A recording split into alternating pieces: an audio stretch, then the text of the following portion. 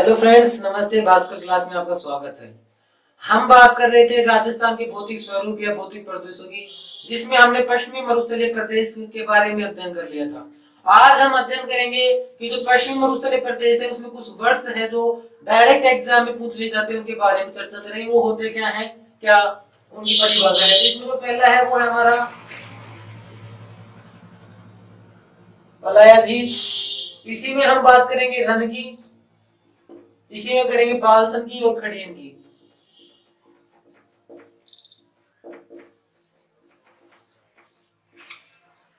पलाया झील क्या होती है कि जो मरुस्थल है उसमें हमने बालू का स्तूपों के बारे में पढ़ लिया कि जो मरुस्थल में बालू का स्तूप होते हैं, किन्हीं भी दो बालू का स्तूपों के मध्य, ये फर्स्ट हो गया, ये सेकंड हो गया। दो बालू का स्तूपों के मध्य मध्य जो स्थान होता है उसमें एकत्रित होने वाला वर्षा जल या वर्षा जल एकत्रित होने से जो अस्थायी झील का निर्माण होता है, जो अस्थायी झील का निर्माण होता है, इस अस्थायी झील को कहा जाता है पलाया झील।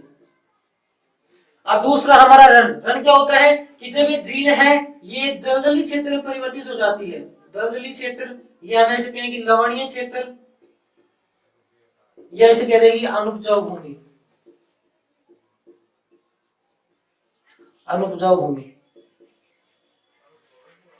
जब ये दलदली क्षेत्र में परिवर्तित हो जाता है तो उसे कहते हैं रन। और जब ये ही क्षेत्र मैदान में परिवर्तित हो जाता है, मैदान में, तो उसे कहते हैं बालसन। बालसन कहते हैं। पलाया झील है उसके द्वारा जो सबसे सर्वाधिक खेती की जाती है या उसके द्वारा जो खेती की जाती है उसे कहते हैं खड़ीन की खेती। जो पलाया झील है इसके जल से जिसकी खेती की जाती है वो कहलाती है खड़ीन कृषि या खड़ीन की खेती। खड़ीन खेती के बारे में एक जो महत्वपूर्ण बात है वो ये है कि प्राचीन काल में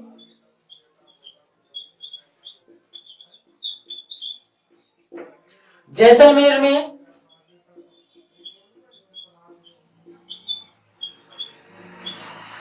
पालीवाल ब्राह्मणों के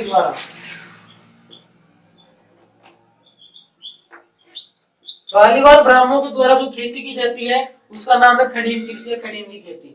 ये जो खड़ीन है, ये जो शब्द है, ये एक खड़ीन है वो एक जल संरक्षण की विधि भी है। खड़ीन है वो जल संरक्षण की विधि है।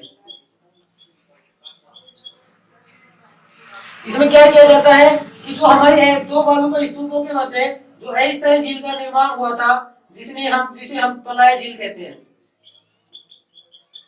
इस पलाया झील में एनीकट का निर्माण करके, एनीकट या बांध का निर्माण करके उसका उपयोग विभिन्न कार्यों में किया जाता है, जिसे खड़ीन कहते हैं। जल संरक्षण की विधि भी है। और जो खड़ीन की कृषि है वो जैसलमेर के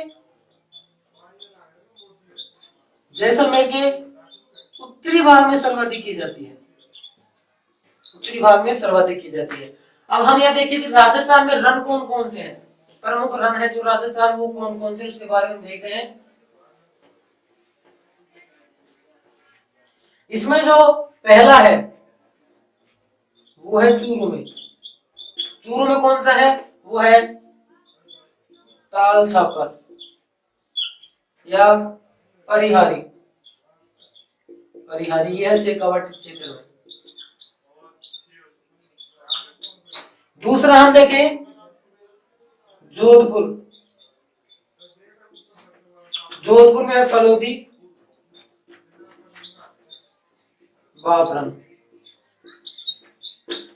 तीसरा हम देखें जैसलमेर में। जैसलमेर में है भांगरी,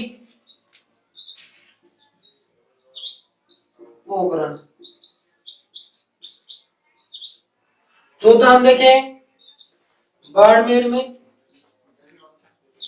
बाड़मेर में है वो है पंचभद्रा, बोध। ये हमारे रन हो गए, मुख्य रन है वो। इसके बाद हम जो दूसरा वर्ड है उसके बारे में देखते हैं। जो दूसरा शब्द है वो है मावट। मावट क्या होती है उसके बारे में हम चर्चा करेंगे। मावट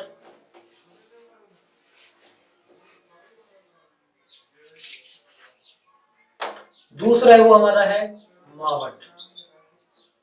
मावट क्या होती है? पश्चिमी विक्षोभ, पश्चिमी विक्षोभ के कारण या भूमध्य, पश्चिमी विक्षोभ भूमध्य, भूमध्य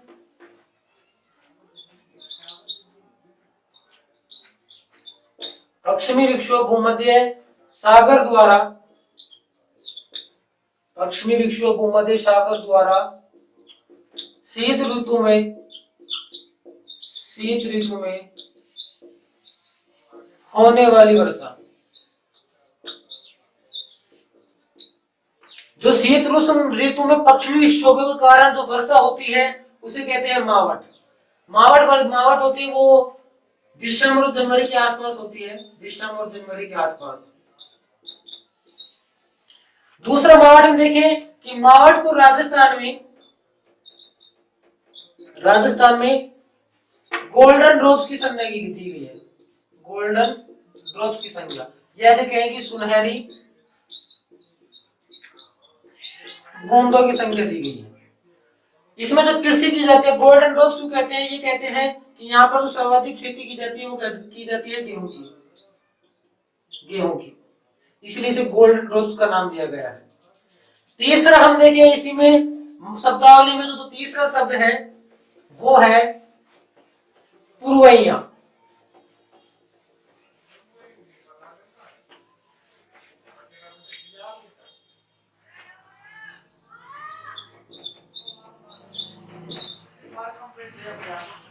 पुरवैया क्या होती है कि जो हमारा बंगाल की खाड़ी है, तो बंगाल की खाड़ी से जो वर्षा होती है, मानसून काल आता है, उसे कहते हैं पुरवैया।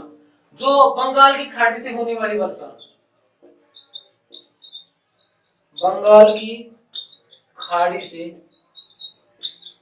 होने वाली वर्षा या मानसून, उसे कहते हैं पुरवैया। और ये अरावली जो क्षेत्र है, अरावली क्षेत्र के इस पुरवैयों के कारण अरावली क्षेत्र के पूर्व में अधिक वर्षा होती है, अधिक वर्षा होती है। ये हो गए हमारे पुरवैया। इसके बाद हम चौथा देखें, चौथा आता है वो आता है हमारा चौथा लाठी सीरीज। लाठी सीरीज या इसको कहते हैं जलपट्टी। लाठी सीरीज जलपट्टी क्या होती है? लाठी सीरीज जो जलपट्टी है वो जैसलमेर, जैसलमेर में दो स्थान है, एक है पोखरण और एक है मोहनगढ़। जैसलमेर के इन दो स्थानों के मध्य, पोखरण और मोहनगढ़ के मध्य जो जलपट्टी पाई जाती है, भूगर्भीय जलपट्टी, भूगर्भीय जलपट्टी होती है, उसे कहते हैं लाठी सीरीज जलपट्टी। ये जो ऐसे कह सकते हैं कि जैसलमेर के पोखरण और मोहनगढ़ जो क्षेत्र है वो पाकिस्तान सीमा के पास, पाकिस्तान की सीमा के पास पोखरण और मोहनगढ़ क्षेत्र में जो भूगर्भीय जलपट्टी है, भूगर्भीय मीठे पानी की झील है, मीठे पानी की जो पट्टी है, मीठे पानी की पट्टी, उसे कहते हैं लाठी सीरीज जलपट्टी। ये लाठी सीरीज जलपट्टी है, यहाँ पर जो घास होती है सर्वाधिक होती है, उसका नाम है लीलोन घास, लीलोन या सेवन। ये प्रोटीन युक्त घास है, प्रोटीन युक्त घास, प्रोटीन युक्त घास है जो सर्वाधिक लाठी सीरीज वाले क्षेत्र में पाई जाती है। इसका जो वैज्ञानिक नाम है, लीलोन या सेवन घास का जो वैज्ञानिक नाम है वो है लिसिथुरुसा सीडिकुस, सीडिकुस। ये लीलोन या सेवन घास का वैज्ञानिक नाम है। इसमें अब हम देखें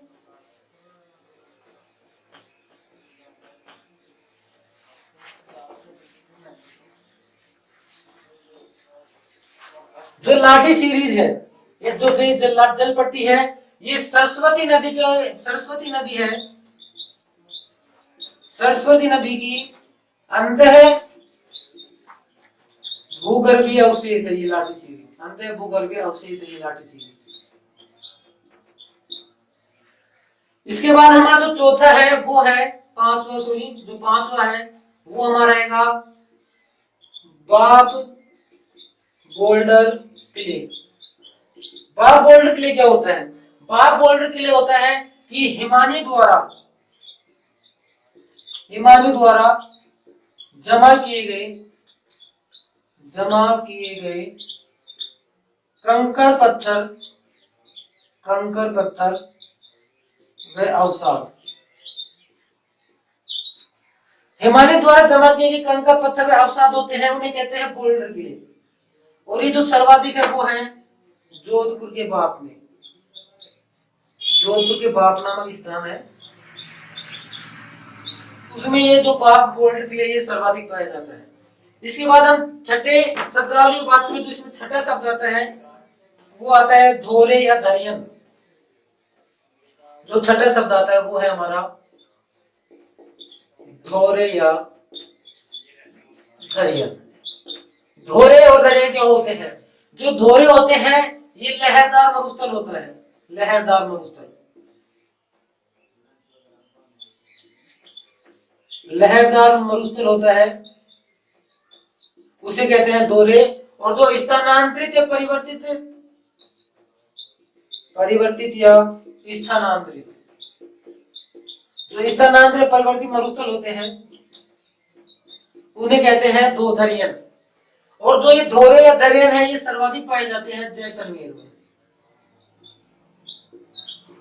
ये सर्वाधिक कहां पाए जाते हैं? जैसलमेर में। और दूसरा एक और शब्द है पीवना। पीवना या पिवाना, कहीं पर पीवना लिख रहे हैं, कहीं पर पिवाना लिख रखा है। पिवाना है ये एक सांप की जाति है,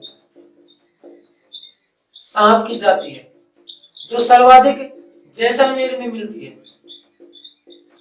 पिवाना है वो सांप की जाति है, प्रजाति है जो जैसलमेर में मिलती है। और इसका जो रंग होता है वो होता है पीला, येलो। ये कुछ शब्द है या वर्ड्स है जिनके बारे में डायरेक्ट एग्जाम में पूछ लिया जा सकता है। अब इसके बाद जो हमारा दूसरा भौतिक प्रदेश था, अरावली प्रदेश या अरावली पर्वतीय। जो दूसरा भौतिक प्रदेश है हमारा वो है अरावली पर्वतीय प्रदेश।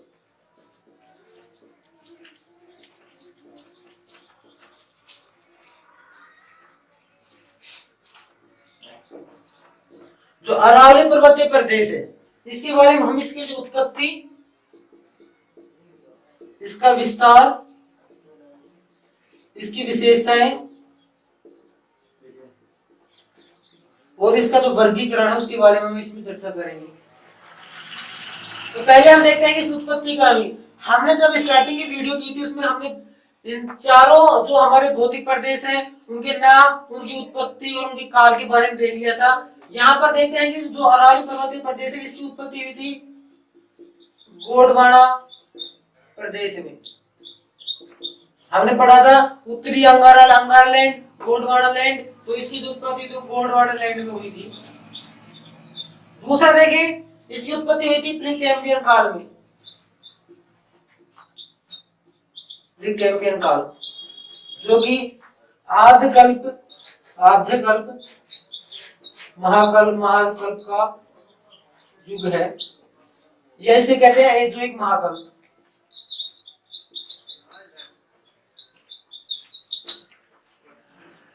ये है इसकी उत्पत्ति की अरावली पर्वतीय प्रदेश से उत्पत्ति कहाँ हुई। यहाँ पर कई जो बुक्स होती है उसमें लिखा होता है धारवाड़ समय, कि जो अरावली पर्वतीय प्रदेश है उसकी उत्पत्ति हुई थी धारवाड़ समय में। वो क्यों कहते हैं? क्योंकि प्री कैम्ब्रियन काल में ही धारवाड़ चट्टानों का निर्माण हुआ था।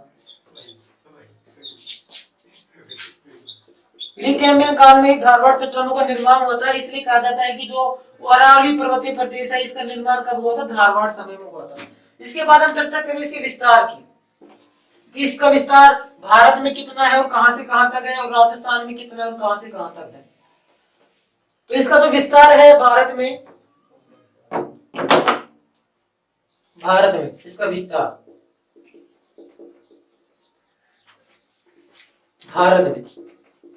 भारत में इसका जो विस्तार है वो है पालनपुर गुजरात से रायसीना की पहाड़ी, रायसीना की पहाड़ी दिल्ली तक।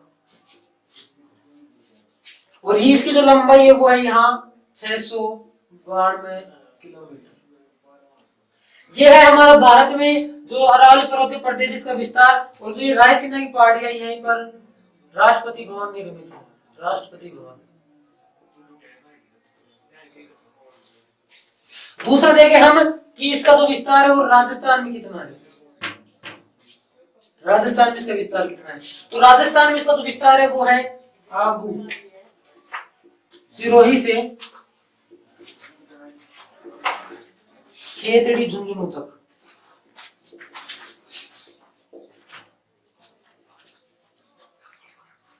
और इसकी जो लंबाई है वो है 550 किलोमीटर। यह है राजस्थान में जो अरावली पर्वतीय प्रदेश इसका विस्तार है। इसमें देखें कि अरावली पर्वतीय प्रदेश है वो राजस्थान के क्षेत्रफल का कितना परसेंट है। तो अरावली पर्वतीय प्रदेश है वो राजस्थान के क्षेत्रफल का 9.3% है।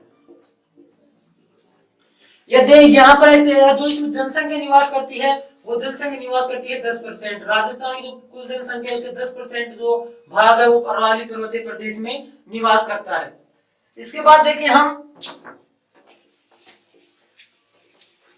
कि जो इसकी औसत ऊंचाई है अरावली पर्वतीय प्रदेश की औसत ऊंचाई वो कितनी है। तो जिसकी औसत ऊंचाई है अरावली पर्वतीय प्रदेश की जो औसत ऊंचाई है, औसत ऊंचाई, इसकी औसत ऊंचाई है 930 किलोमीटर। और इसका विस्तार कौन कौन से जिलों में है। तो राजस्थान के 7 जिलों में इसका विस्तार है, 7 जिलों में। वो कौन कौन से जिले हैं? अलवर, जयपुर, दौसा, ये आते हैं उत्तरी अरावली क्षेत्र में।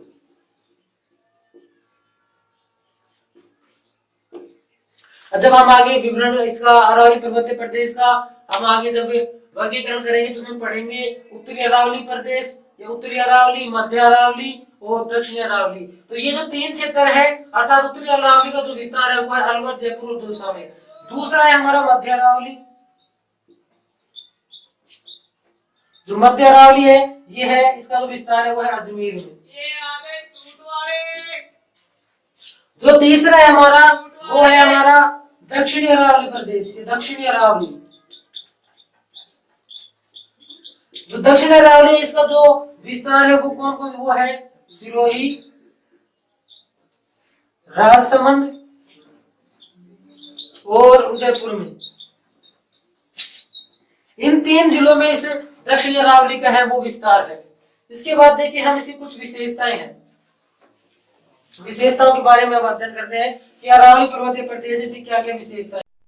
अब हम बात करेंगे जो हमारा अरावली पर्वतीय प्रदेश है इसकी कुछ विशेषताएं हैं उसके बारे में कि अरावली पर्वतीय प्रदेश है इसकी जो विशेषताएं हैं, विशेषताएं इनके बारे में हम अध्ययन करेंगे कि ऐसे कौन कौन सी विशेषताएं हैं जिन जो अरावली पर्वतीय प्रदेश को थोड़ा अलग बनाते हैं अन्य जो भौतिक प्रदेश उनसे। तो इनमें जो पहली विशेषता वो ये है कि ये सबसे प्राचीनतम भौतिक प्रदेश है। ये जो है ये सबसे प्राचीनतम भौतिक प्रदेश है। वो क्यों है कि हम देखें कि जो हमारी पृथ्वी है उसका अभी तक इस टाइम तो 3 बार पर्वतीकरण हुआ है। वो 3 बार पर्वतीकरण कब कब हुआ है वो देखते हैं हम। पहला हुआ इसका प्रीकैम्बियन काल में, दूसरा हुआ इसका डेवियन काल में, डेवियन काल या डेवियन काल में, तीसरा हुआ इसका टर्शियरी काल में। विभिन्न कालों में अर्थात 3 बार बहुत प्राचीन भौतिक प्रदेश जो हमारा अरावली पर्वतीय प्रदेश इसका पर्वतीकरण हुआ, पृथ्वी का पर्वतीकरण हुआ। इसमें प्रीकैम्बियन काल में अरावली का निर्माण हुआ,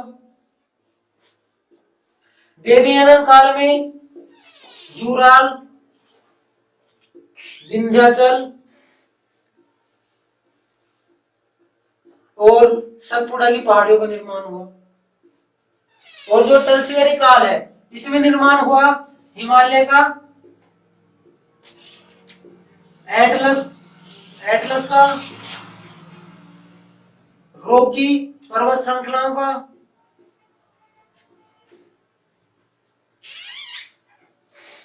इन विभिन्न जो पर्वत श्रृंखलाएं हैं इनका निर्माण हुआ। अब इसकी हम दूसरी विशेषता देखें कि इसकी जो दूसरी विशेषता है वो कौन सी है।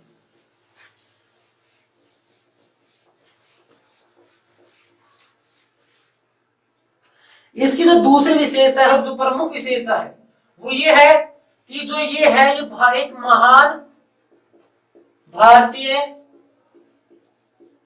वर्षा रेखा है। महान भारतीय वर्षा रेखा है, अर्थात यह भारत को दो भागों में विभाजित करती है।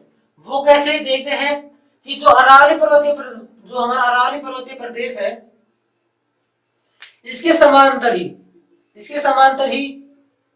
50 सेमी वर्षा रेखा गुजरती है।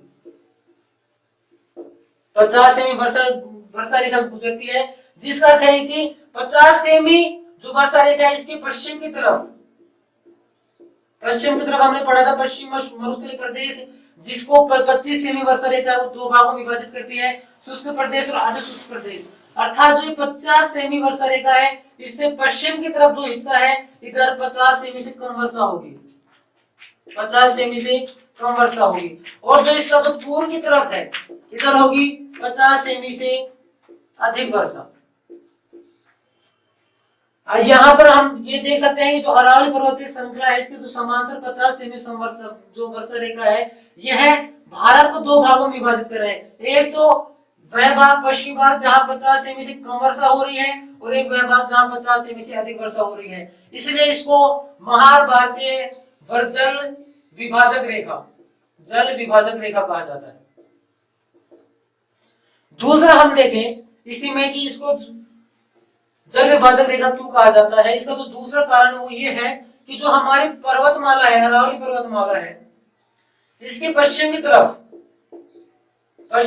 जितनी भी नदियां निकलती हैं वो नदियां अरब सागर में आती हैं, और जो अरावली पर्वतीय प्रदेश की पूर्व की साइड जो नदियां हैं वो बंगाल की खाड़ी में गिरती हैं, बंगाल की खाड़ी में। तो यहाँ हम देख सकते हैं कि जो अरावली पर्वतीय प्रदेश है वो नदियां हैं उनको भी विभाजित करती है, और दूसरा ये कारण है कि यह अरब सागर और बंगाल की खाड़ी इसके अपोहा तंत्र को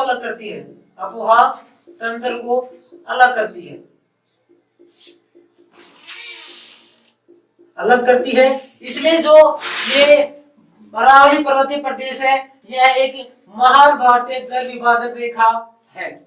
इसका हम इसकी जो तीसरी विशेषता है वो देखें।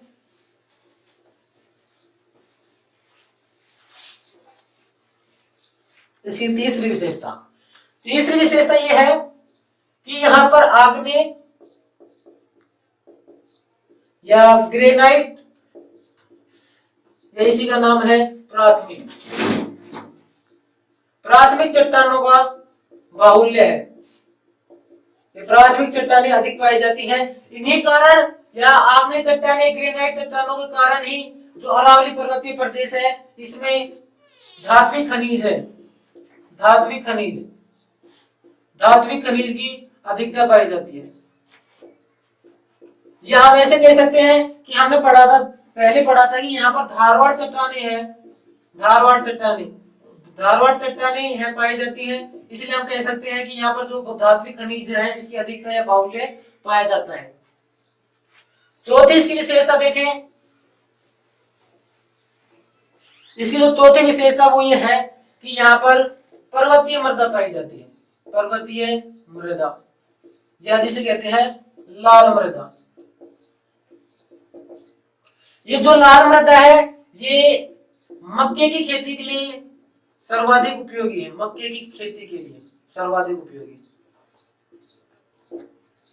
और जो राजस्थान में सर्वाधिक मक्का उत्पादन होता है वो होता है उदयपुर में।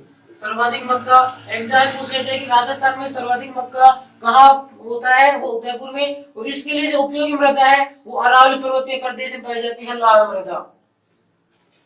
इसका जो पांचवा है, या इसमें यदि पूछ ले विश्व के संदर्भ में पूछ ले मक्का सबसे ज्यादा विश्व में कहाँ होता है, तो मक्का विश्व के संदर्भ में पूछ ले तो विश्व में मक्का सबसे अधिक होता है यूएसए अर्थात यूनाइटेड स्टेट अमेरिका, संयुक्त राज्य अमेरिका में। इसी जो पांचवें विशेष देखें वो ये है कि जो अरावली पर्वतीय प्रदेश है, इस अरावली पर्वतीय प्रदेश में जो पर्वतीय प्रदेश है अर्थात यहाँ पर पेड़ पौधे अधिक पाए जाएंगे, वनस्पति अधिक पाई जाएगी, वनस्पति है वो अधिक पाई जाएगी, और वनस्पति अधिक पाई जाएगी तो सीधा सीधा इसका जो संबंध होता है वो जो पारिस्थितिक तंत्र से होता है, पारिस्थितिकी तंत्र से, या कैसे कहें कि जैव विविधता से, जैव विविधता से। तो अरावली पर्वतीय प्रदेश है वो जैव विविधता का बहुत ही अच्छा भौतिक प्रदेश है। यहाँ पर जैव विविधता है वो सर्वाधिक पाई जाती है। क्यों पाई जाती है? क्योंकि यहाँ पर वनस्पति है वो सर्वाधिक पाई जाती है। इसी में हम छठी जो विशेषता उसका ध्यान करें कि जो अरावली पर्वतीय प्रदेश है, अरावली पर्वतीय प्रदेश है ये राजस्थान का, इसको राजस्थान का योजना प्रदेश भी कहते हैं, राजस्थान का योजना प्रदेश, इसको राजस्थान का योजना प्रदेश भी कहते हैं। सातवीं इसकी विशेषता देखिए, इसकी जो सातवीं विशेषता है वो कौन सी है? इसकी सातवीं मुख्य विशेषता ये है कि ये जनजातियों की शरण स्थली है। जो हमारा अरावली पर्वतीय प्रदेश है वो जनजातियों की शरण स्थली है। वो क्यों है? क्योंकि यहाँ पर जितनी भी हमारी जनजातियां हैं, दो जनजातियों को छोड़कर, एक तो सांसी जनजाति जो भरतपुर में है और दूसरी सहरिया जनजाति जो बारां में निवास करती है। इन दो जनजातियों के छोड़कर, इन दो जनजातियों को छोड़कर शेष जो अधिकतर जो जनजातियां हैं वो अरावली पर्वतीय प्रदेश में निवास करती हैं। ये तो जो दो जनजातियां ये भरतपुर में और सहरिया जनजाति है ये बारां में निवास करती है। यहाँ पर एक जो ध्यान रखने योग्य बात ये है कि जो सहरिया है ये राजस्थान की प्रथम ऐसी जनजाति है जिसको, मतलब कि हमारे भारत में राजस्थान की प्रथम जनजाति जिसको भारत में आदिम जनजाति का दर्जा मिला है, आदिम जनजाति का दर्जा मिला है। और एक और देखें कि बांसवाड़ा, उदयपुर और डूंगरपुर, ये तीन जिले ऐसे हैं राजस्थान के जिनको पूर्ण जनजातीय जिलों का दर्जा मिला है, जिलों का दर्जा। ये हो गए हमारी विशेषताएं। जो हमारा अरावली भौतिक प्रदेश है उसकी जो कुछ विशेषताएं है उसके बारे में हमने अरावली पर्वतीय प्रदेश की उत्पत्ति पढ़ ली, उसका विस्तार पढ़ लिया और उसकी विशेषताएं पढ़ ली। अब हम पढ़ेंगे अरावली पर्वतीय प्रदेश है उसका जो विवरण है, वर्गीकरण है उसके बारे में कि अरावली पर्वतीय प्रदेश का विवरण है वो किस प्रकार किया गया है। अब हम पढ़ेंगे जो अरावली पर्वतीय प्रदेश है इसका वर्गीकरण। ये अरावली पर्वतीय प्रदेश है इसका वर्गीकरण किस प्रकार है? तो अरावली पर्वतीय प्रदेश है इसको ऊंचाई के आधार पर तीन भागों में विभाजित किया गया है। ऊंचाई के आधार पर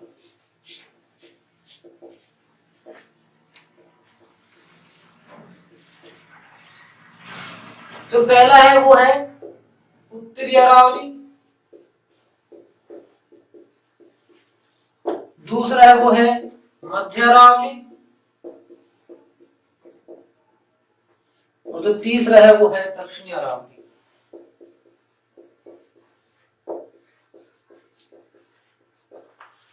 जो दक्षिणी अरावली है इसको पुनः दो भागों में विभाजित किया गया है, आबू प्रदेश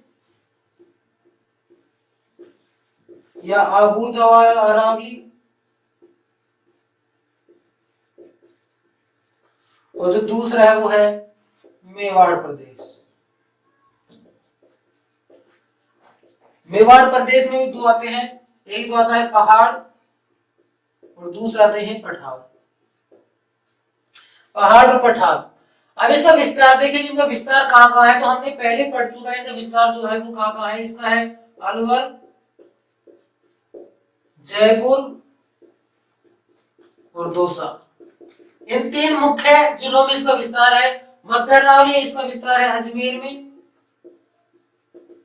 और जो दक्षिणी अरावली है इसका विस्तार है उदयपुर, सिरोही और राजसमंद में। यहां पर इनका विस्तार है। अब दूसरा देखें कि उत्तरी अरावली है, उत्तरी अरावली में जो प्रमुख पहाड़ियां हैं वो कौन कौन सी हैं। तो जो उत्तरी अरावली है इसकी जो प्रमुख पहाड़ी है वो है रघुनाथगढ़। जैसे कहें कि उत्तरी अरावली की सर्वोच्च जो चोटी है वो है रघुनाथगढ़, जिसकी जो ऊंचाई है वो है 1055 मीटर। यह है सीकर में। दूसरा देखें कि जो इसके बाद जो दूसरी सर्वोच्च ऊंची चोटी है वो है खो, जो जयपुर में है, और इसकी जो ऊंचाई है वो है 920 मीटर। तीसरी देखें भैरोज, जो अलवर में है, इसकी जो ऊंचाई है वो है 792 मीटर। ये 3 जो उत्तरी अरावली है इसकी जो प्रमुख या जो सबसे ऊंची चोटियां हैं वो है। इसके बाद मध्य अरावली की बात करें, और दूसरा कि जो उत्तरी अरावली है इसमें कोई भी दर्रा नहीं पाया जाता, दर्रे अनुपस्थित हैं इसी उत्तरी अरावली में। दर्रे क्या होते हैं कि किन्हीं भी दो पहाड़ियों के बीच का जो संकीर्ण स्थान, संकीर्ण या जो सकल रास्ता होता है उसको कहते हैं दर्रा है, दर्रे।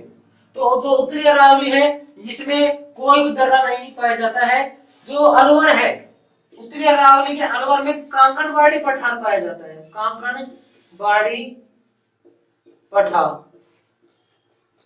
एग्जाम में पूछ लिया जाए कि उत्तरी अरावली में जो पठार पाया जाता है उसका क्या नाम है, तो उसका नाम है कांकड़बाड़ी पठार, और वो कहां पर है, अलवर में है। दूसरा हम देखें मध्य अरावली के बारे में। ये हो गया हमारा उत्तरी अरावली। अब इसके बाद देखते हैं मध्य अरावली के बारे में।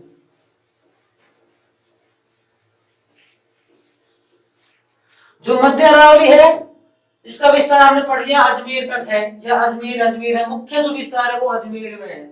और मध्य अरावली है इसकी जो सबसे ऊंची चोटी है वो कौन सी है, वो है मेरिया जी, या जो इसका दूसरा नाम है वो है टोड़गढ़, और ये है 933 मीटर, 933 मीटर ये ऊंची है। इसके बाद जो इसकी दूसरी जो सबसे ऊंची चोटी है वो है तारागढ़। इसकी जो दूसरी सर्वाधिक चोटी है वो है तारागढ़, जो है वो है 820 मीटर।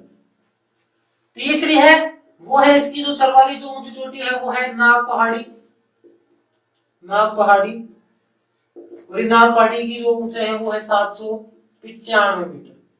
ये 3 प्रमुख जो चोटियां हैं या पहाड़ियां हैं वो है मध्य अरावली की, जो तीनों अजमेर में स्थित है। जो अजमेर में स्थित है, हमने पढ़ा कि इसका जो मुख्य विस्तार वो अजमेर में ही है। इसके बाद देखें कि इसके में जो दर्रे पाए जाते हैं वो कौन कौन से हैं। जो मध्य अरावली है उसमें जो दर्रे पाए जाते हैं वो कौन कौन से हैं। तो मध्य अरावली में जो दर्रे पाए जाते हैं उनके बारे में हम बात करेंगे। मध्य अरावली में जो तारागढ़ है इसकी जो ऊंचाई है वो है 870 मीटर, 870 मीटर। जो आज मध्य अरावली इसमें जो दर्रे हैं उनकी बात करें हम,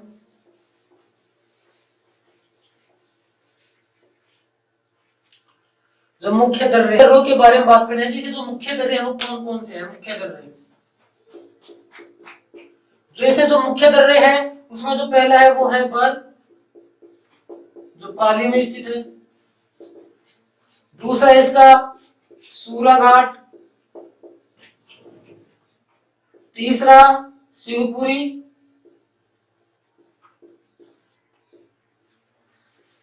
चौथा है वो है अरनिया,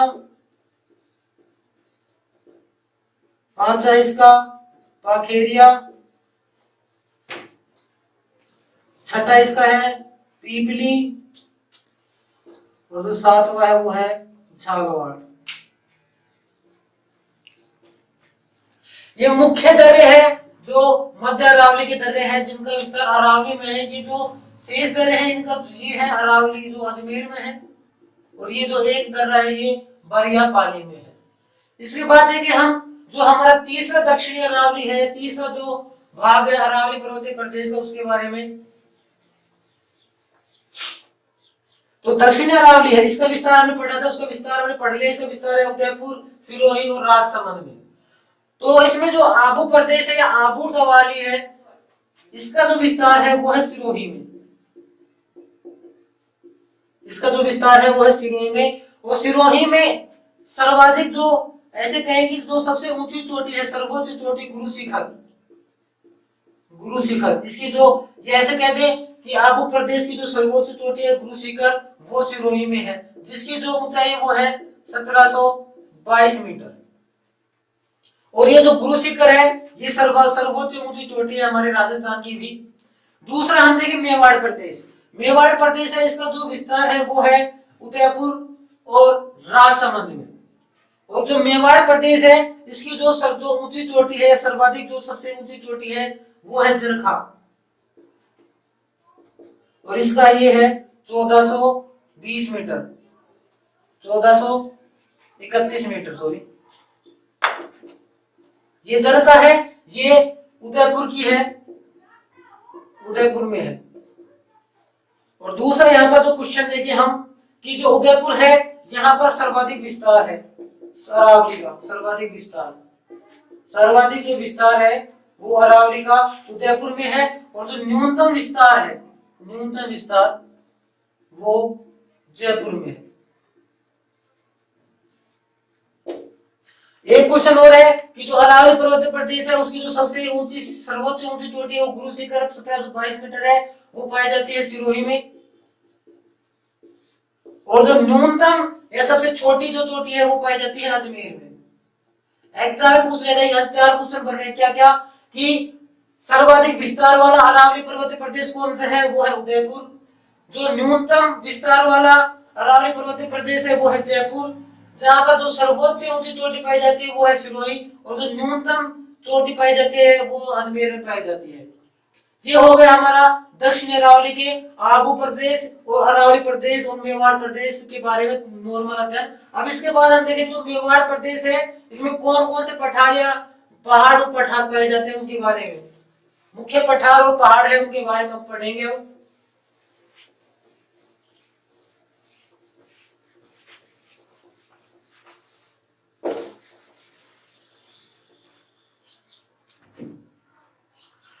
जो हमारा अरावली पर्वतीय प्रदेश है जिसका ये मेवाड़ प्रदेश है, इसमें पठार पढ़ेंगे। तो हम पहले पढ़ेंगे पहाड़ियों के बारे में कि पहाड़ियां कौन कौन सी पाई जाती हैं यहाँ पर।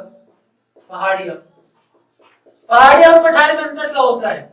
पहाड़ियां होती है ये नुकीली होती है, नुकीली, जैसे कहें कि उच्च नुकीली उच्च भूमि को पहाड़ी कहते हैं। और जो समतल भूमि होती है, समतल भूमि होती है उसे कहते हैं पठार। पठार और पहाड़ी, उच्च भूमि अर्थात नुकीली उच्च भूमि को पहाड़ी कहेंगे और समतल उच्च भूमि को पठार कहेंगे। अब देखते हैं हम जो पहाड़ियां हैं वो कौन कौन सी हैं।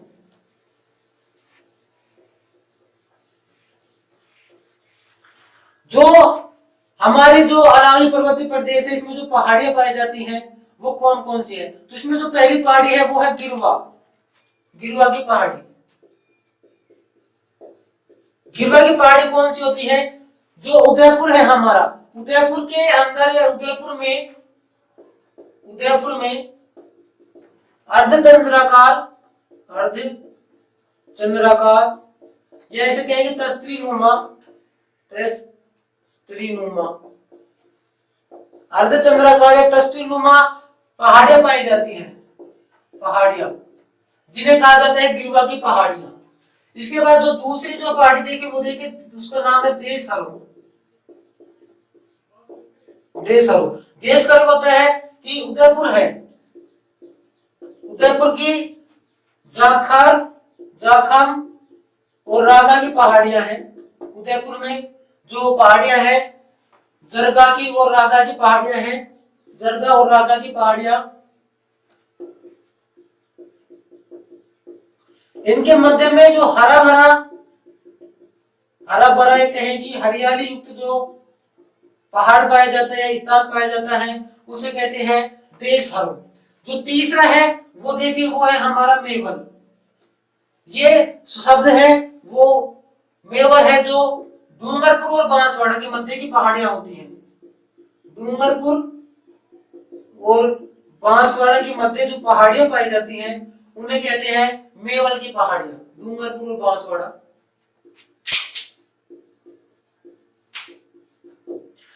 यहाँ पर एक पहाड़ी के बारे में पढ़ लिया। गिरवा की पहाड़ियां क्या होती हैं? गिरवा की पहाड़ियां होती हैं उदयपुर में जो पाई जाने वाली अर्धचंद्राकार जो पहाड़ियां होती हैं उन्हें कहते हैं गिरवा की पहाड़ियां। दूसरा देशहरो। देशहरो क्या होता है कि उदयपुर में जरगा और रागा की जो पहाड़ियां हैं, जरगा और रागा की जो पहाड़ियां हैं उनके मध्य में जो हरा भरा या हरियाली युक्त जो स्थान पाया जाता है उसे कहते हैं देशहरो। तीसरा हमारा है ये मेवल।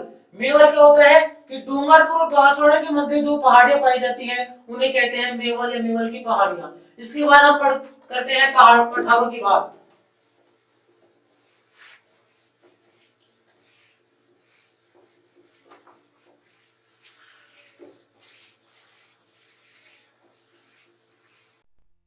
जो हमारा पहला पठार था वो है उड़िया का पठार।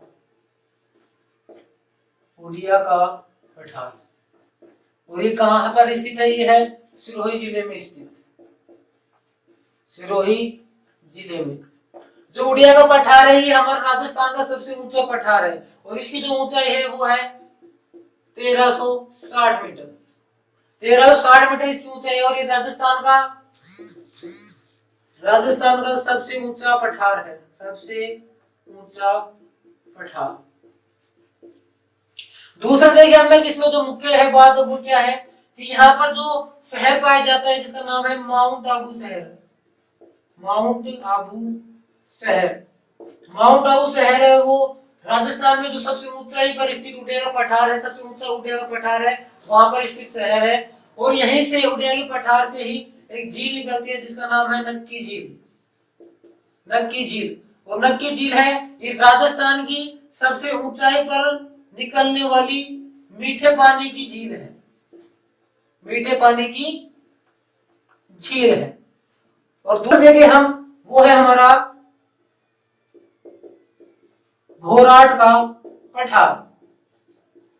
जो भोराट का पठार है इसका जो विस्तार है वो कहां है? इसका जो विस्तार है वो है गोगुंदा से कुंभलगढ़। गोगुंदा से कुंभलगढ़ के मध्य में जो पठारी प्रदेश आता है, पठारी प्रदेश जो आता है ये है उदयपुर में गोगुंदा और ये राजसमंद में। जो गोगुंदा की पहाड़ियों से कुंभलगढ़ के मध्य का जो पठारी प्रदेश आता है वो होता है बोराट का पठार। और जो बोराट का पठार है ये 1225 मीटर ऊंचा है। 1225 मीटर ऊंचा है। जैसे कहें कि यह राजस्थान का दूसरा, पहला तो हमारा हो गया उड़िया का पठार 1360 मीटर और जो 1225 मीटर ऊंचा जो बोराट का पठार है राजस्थान का दूसरा ऊंचा पठार है जिसका जो विस्तार है वो गोगुंदा से कुंभलगढ़ी पहाड़ियों तक है। उदयपुर से राजसमंद के मध्य जो पठारी प्रदेश आता है उसे कहते हैं बोराट का पठार। इसके बाद हम तीसरा देखें उपरमाल।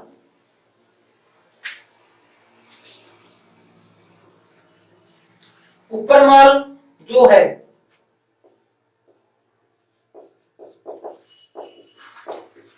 उपरमाल के बारे में हम देखते हैं कि उपरमाल क्या होता है। उपरमाल जो है पठारी प्रदेश है इसका जो विस्तार है वो है भीलवाड़ा से चित्तौड़गढ़।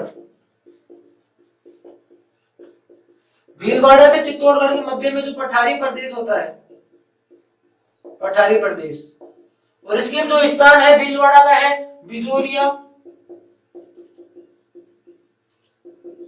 और जो चित्तौड़गढ़ है इसका है भैंसरोडगढ़। अर्थात ऐसे कहें कि उपरमाल क्या होता है बिजोलिया से भैंसरोडगढ़ अर्थात भीलवाड़ा से चित्तौड़गढ़ के मध्य का जो पठारी प्रदेश होता है उसे कहते हैं उपरमाल। इस तीसरा देखे हैं वो है हमारा चौथा है वो है हमारा भोमट का पठार। भोमट पठार है भोमट का पठार। तो भोमट का पठार का विस्तार कहाँ है? डूंगरपुर, बांसवाड़ा और उदयपुर। डूंगरपुर, बांसवाड़ा और उदयपुर के मध्य का जो पठारी प्रदेश है जहां पर भील जाति निवास करती है, जहां पर भील जाति निवास करती है उसे कहते हैं भोमट पठार। भोमट का पठार है भोमट पठार। इसके बाद हम पांचवा देखें।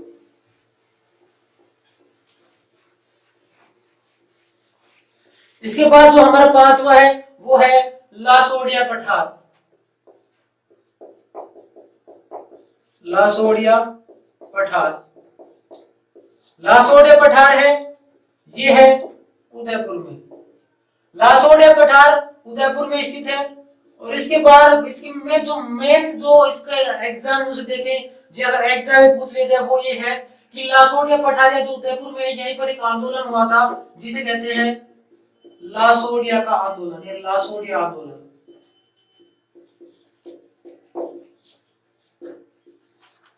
लासोड़िया आंदोलन ये हुआ था जो भील जनजाति है, भील जनजाति की बालिकाओं की शिक्षा को बढ़ावा देने के लिए, भील जाति की जो बालिका है उनकी शिक्षा को बढ़ावा देने के लिए ये संत मावजी के द्वारा, इसकी जो अध्यक्षता की वो संत मावजी ने की थी। संत मावजी के द्वारा ये आंदोलन या लासोड़िया आंदोलन चलाया गया। और जो संत मावजी इनके द्वारा ही निष्कलंक संप्रदाय स्थापित किया गया। एग्जाम में आ जाएगी संत मावजी ने कौन सा संप्रदाय स्थापित किया गया, तो वो है निष्कलंक संप्रदाय। और ये क्यों, ये निष्कलंक संत मावजी थे, इन्होंने लासोड़िया आंदोलन चलाया था। वो क्यों चलाया था? भील जनजाति है, भील जनजाति जो बालिकाएं हैं उनके शिक्षा में भील जनजाति की बालिकाओं की शिक्षा को बढ़ावा देने के लिए। जो छठा पठार है उसके बारे में देखते हैं। वो छठा पठार है वो है मेसा का पठार। मेसा पठार है, मेसा का पठार। और जो मेसा का पठार है ये है चित्तौड़गढ़ में, चित्तौड़गढ़ में स्थित है। और इसमें जो मुख्य बात यह है कि यहाँ पर चित्तौड़गढ़ में मेसा के पठार में चित्रांगद द्वारा चित्तौड़गढ़ दुर्ग का निर्माण किया गया। चित्तौड़गढ़ दुर्ग का निर्माण किया गया। ये हो गए हमारी पहाड़ियां और पठार। जो अरावली पर्वतीय प्रदेश था हमारा, दक्षिण अरावली पर्वतीय प्रदेश, उसके जो मुख्य पठार और पहाड़ियां उनके बारे में हमने पढ़ लिया।